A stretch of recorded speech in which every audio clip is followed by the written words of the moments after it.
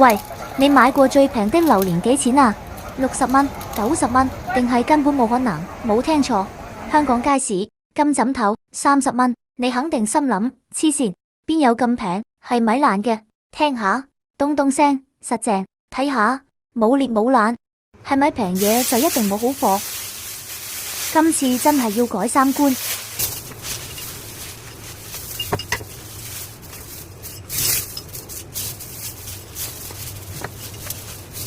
1、2、3、3大吧。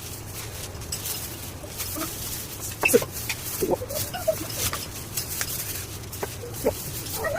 6塊。哇，6房喐，邊個仲敢話平嘢冇着數？